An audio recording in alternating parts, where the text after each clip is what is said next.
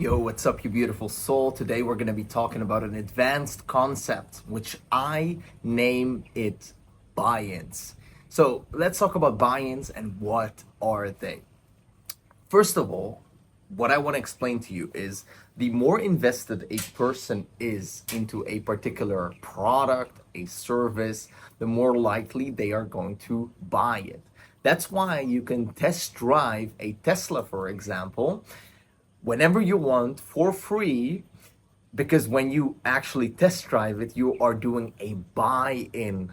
You are feeling the car, you're, experiencing it. And when you do that, and you do that more often, you're way more likely to fall in love with the car than if you don't do that thing, right? So as a company, you want to have people be able to do buy-ins into your product before they actually purchase it, so they can actually experience it.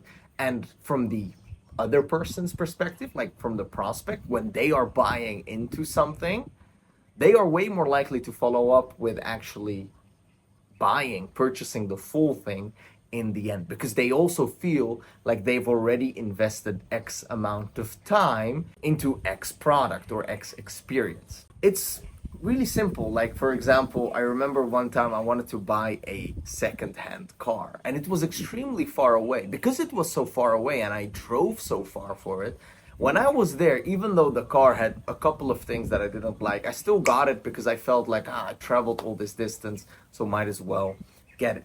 This is also the reason why a lot of people stay in a relationship they shouldn't be in for way too long, because they're already bought in for a really long time. So they feel like they have to try and make the thing work because they've already invested X amount of time, energy, and money into the entire process. Why I'm saying this to you is you want the prospect to have as much and as many buy-ins into the product that you are selling as possible.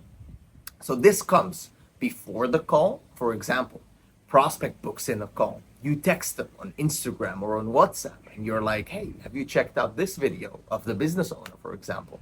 You make them watch the thing. You ask them maybe a question, or you give them a little exercise. And by doing those things, investing that time and energy from their side beforehand, they are doing buy-ins. You also want to discuss with the business owner for the prospects to receive, for example, video material of the product that you are selling before they actually hop on the call. So there's already a couple of buy-ins before. Cool? Now, let's say you are following up with a prospect because they couldn't do it in that moment financially or whatever the reason was. You want to have them stay bought in. So you want to give them maybe an exercise, maybe some video material, some training material, whatever it is, so they can stay busy with it before the second follow-up call comes that you're going to have with the prospect. So that is the concept of buy-ins. All businesses use it. For example, if you walk through the mall and you get invited into a store, a perfume store, they give you coffee, they make you try out the perfume. They're making you buy into the whole process, right? Making you experience the thing, which is very logical. So, now you understand this concept. You want to do buy-ins with the prospect. You want them to actually pull themselves into the sale instead of you force selling them. This is just one thing I wanted to share with you, extremely important, and I'll see you in the next one.